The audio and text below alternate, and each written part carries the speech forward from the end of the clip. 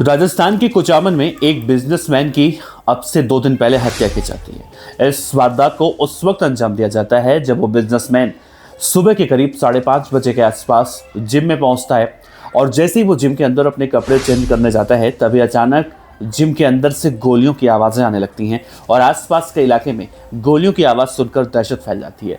इस वारदात के बाद सोशल मीडिया पर इस हत्याकांड की जिम्मेदारी भी ली जाती है। राजस्थान और पंजाब, हरियाणा जैसे कुछ राज्यों के कुख्यात गैंगस्टर रोहित गोदारा के जरिए और गोदारा गैंग का एक बदमाश इस हत्या के कुछ ही दूर के बाद सोशल मीडिया पर वो पोस्ट भी करता है जिसमें साफ साफ लिखा था कि जो व्यक्ति मारा गया है यानी बिजनेसमैन रमेश रोलानिया, उसने कुछ दिन पहले ही गैंगस्टरों को लेकर सोशल मीडिया पर एक वीडियो जारी किया था। उस वीडियो में उसने कहा था कि बदमाशों में तुम्हें 100 रुपए का नोट भी नहीं दूंगा और उसने कहा कि हम किसी को नहीं भूलते हैं, सबको मारते हैं। इस मामले में पुलिस का बयान अगर देखा जाए तो पुलिस ने यह कहा है कि पूरे मामले की जांच चल रही है, तो अब देखता है कब पकड़े जाते हैं। तो कौन था ये बिजनेसमैन और रोहित गोदारा गैंग से इसको दुश्मनी क्या थी और क्यों उसने सुबह सुबह खाली जिम के अंदर गोलियों की बौछार कर दी, बताएंगे विस्तार से। नमस्कार, मेरा नाम है देवनाथ पांडे। दरअसल राजस्थान के नागौर में जिम गोलीकांड में जिस व्यापारी की हत्या की गई है, जानकारी के मुताबिक नवंबर 2024 में फिरौती की धमकी मिलने के बाद उस व्यापारी यानी रमेश रोलानिया को सुरक्षा मिली थी, लेकिन बाद में उनकी सुरक्षा हटाई गई। इसके कुछ वक्त बाद ही उनकी हत्या हो जाती है। अब आशंका है कि रोलानिया की तभी से ही रेकी की जा रही होगी जब सुरक्षा हटी होगी, क्योंकि पिछले 10 दिनों से जिम में जाने का जो वक्त था उन्होंने बदला था, जिसकी जानकारी हमलावरों को पहले से हो गई होगी।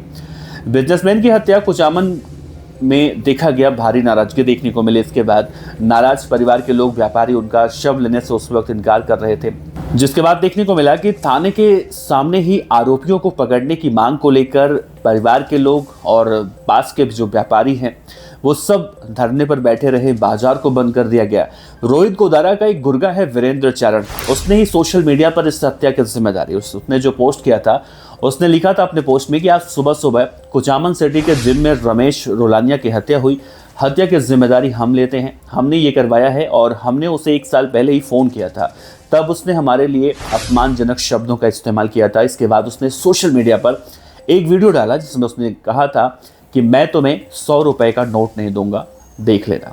आज सबको मालूम चल गया होगा कि हम किसी को नहीं भूलते, थोड़ा वक्त लगता है लेकिन सबकी बारी आती है, ये गैंगस्टर कह रहे हैं।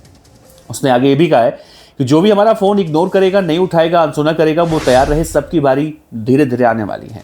अब इस मामले में जिम के ट्रेनर है राजेंद्र सारण, उन्होंने कहा है कि कुचामन थाने के पास ही रमेश रोलानिया का एक बाइक का शोरूम है। नवरात्रि के बाद दीपावली की वजह से सीजन का वक्त है, इसीलिए पिछले 10 दिनों से वो सुबह 5:30 बजे जिम आ जाते थे। सामान्यतः रोजाना वो सुबह 7 बजे आया करते थे। जिम के ट्रेनर ने कहा कि आज सुबह भी वो 5:30 बजे जिम खोलने के बाद तैयार होने के लिए आए और जैसे ही वो अंदर गए इस दौरान तेज आवाज आने लगी।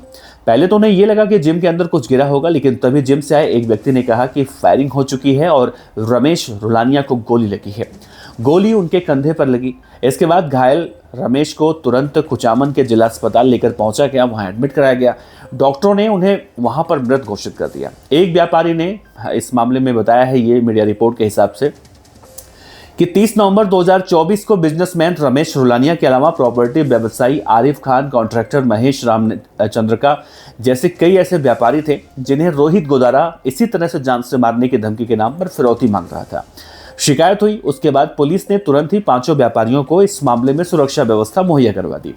दिसंबर में पुलिस द्वारा सुरक्षा संबंधी पत्र जारी कर उनके विचार भी पूछे गए। इसके बाद रमेश रोलानिया ने उनके अलावा यानी सभी व्यापारियों की सुरक्षा उनकी सहमति से हटा दी गई। रमेश रोलानिया को बाद में ये डर लगने लगा कि कहीं पुलिस वाले सुरक्षा के बदले उनको कहीं लाखों रुपए का बिल न पकड़ा दे और इसी वजह से जनवरी के आखिर में उन्होंने अपनी भी सुरक्षा हटवा ली।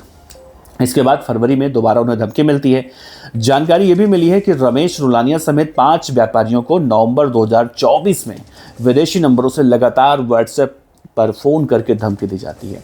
इन कॉल्स में गैंगस्टर रोहित गोदारा ने 2 से 5 करोड़ रुपए की फिरौती मांगी। मामला सामने आने के बाद पुलिस ने जांच शुरू की और इस मामले में 4 आरोपी पकड़े गए, जिसमें सफीक खान, फहीम खान, सरफराज खान और साहिब खान। इन्हें सूरत के यानी गुजरात के सूरत के एक टोल प्लाजा से पकड़ा गया, कोर्ट में पेश किया गया और कोर्ट में पेश करने से पहले पुलिस ने चारों बदमाशों को पूरे इलाके में पैदल भी घुमाया था।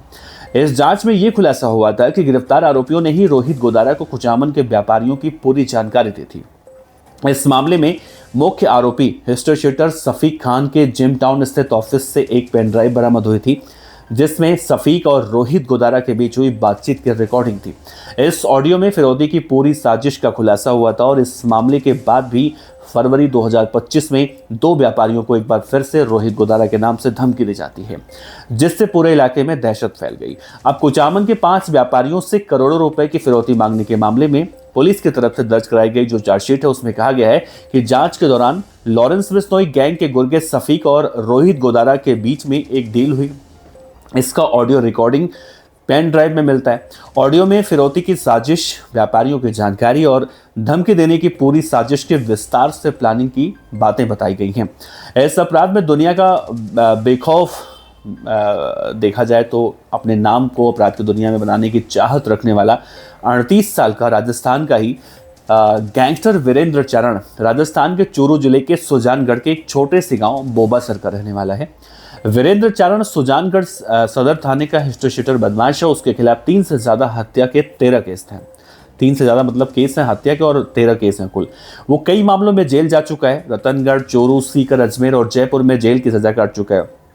कहा यह भी जाता है कि जयपुर और अजमेर जेल में रहते हुए उसके बड़े बड़े गैंगस्टरों से संपर्क बने। वीरेंद्र चरण के खिलाफ सुजानगढ़ में 2, सालासर में 3, रतनगढ़ में 2, रतनगढ़ में जबकि 1, लाडलू में 1 और दुधवा खारा में 1, जबकि चूरू, कोतवाली में और सीकर उद्योग नगर थाने में 1-1 मुकदमे दर्ज हैं। 5 दिसंबर 2023 की वो घटना तो याद होगी जब जयपुर में गोगामेड़ी को उनके आवास पर गोली मारकर उनकी हत्या कर दी गई। इसमें भी वीरेंद्र चरण का ही नाम सामने आया था। वीरेंद्र चरण ने इस हत्या की साजिश रची थी और शूटर नितिन फौजी और रोहित राठौड़ को हथियार और विदेश भेजने का लालच देकर उन्हें तैयार किया था। और इसके अलावा दिसंबर 2023 में भी गैंगस्टर राजू टेहट जो सीकर का था उसकी हत्या और अप्रैल 2024 में जालौर के एक ज्वेलर को फिरौती के लिए धमकाने के मामले में भी वीरेंद्र चरण का ही नाम सामने आया था। वीरेंद्र चरण ने अपनी फर्जी पहचान बदलकर फर्जी पासपोर्ट बनवाया और कई देशों की यात्राएं की। फिलहाल मौजूदा दौर में वो भारत से बाहर किसी अन्य देश में छिपा हुआ है और कहा जा रहा है कि उसके खिलाफ 14 मई 2024 को रेड कॉर्नर नोटिस जारी हो चुका है, लेकिन अभी तक पुलिस उसे पकड़ नहीं पाई है। रोहित गोदारा, गोल्डी बराड़ और वीरेंद्र चरण ये 3 बदमाश ऐसे हैं जो पहले लॉरेंस बिश्नोई के साथ मिलकर उसकी गैंग के लिए काम करते थे, लेकिन आज के मौजूदा वक्त में ये अब राजस्थान पुलिस के लिए किसी बड़ी चुनौती से कम नहीं है। फिलहाल इस पूरे मामले में गैंगस्टर रोहित गोदारा ने जिस तरह से रमेश रोलानिया की हत्या की है, उसने कहा है कि सोशल मीडिया पर बिजनेसमैन रमेश रोलानिया उसे 100 का नोट नहीं देने की बात कर रहे थे और हमने उन्हें मार दिया। यानी कि जो भी बिजनेसमैन मुझे फिरौती देने से मना करेंगे उनको सबको मारूंगा मैं और एक दिन सबका नंबर आएगा। इस घटना के बाद अब राजस्थान के अंदर कानून व्यवस्था पर कई बड़े सवाल खड़े हो रहे हैं। सवाल ये कि राजस्थान की पुलिस छोटे मोटे बदमाशों को पकड़कर तो कहीं ना कहीं वाहवाही लूटती है, लेकिन इन बदमाशों का क्या जो सीधे सीधे बड़े बड़े लोगों को मारते हैं। फिलहाल इस पूरे मामले में देखना होगा कि आगे बदमाश कब तक पकड़ जाते हैं। 4 लोगों की इस मामले में पहचान हो चुकी है, हज़ारों रुपयों का उनके ऊपर इनाम घोषित किया जा चुका है, लेकिन अभी तक किसी की गिरफ्तारी इस मामले में अब तक यानी जब तक मैं ये वीडियो शूट कर रहा हूँ या खबर बता रहा हूँ आपको, तब तक तो गिरफ्तारी नहीं हुई है। ऐसे में रोहित गोदारा राजस्थान के बीकानेर जिले के लूड़करणसर का रहने वाला जो है वो फिलहाल राजस्थान के अलग अलग शहरों के लिए एक सिरदर्द बन चुका है। इस खबर पर अपनी राय रखिएगा। नमस्कार।